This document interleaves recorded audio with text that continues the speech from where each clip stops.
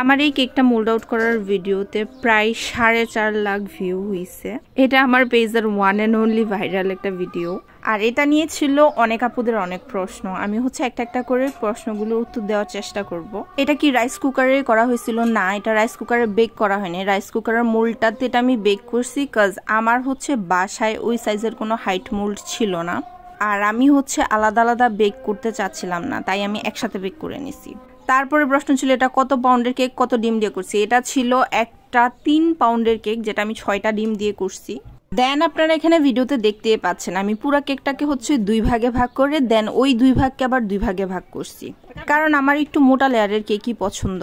আর এখানে আমি 2টা 1.5 পাউন্ডের কেক আলাদা আলাদা করছি, যেগুলোর ওজন প্রায় 2 পাউন্ডের মতোই হয়ে গেছিল।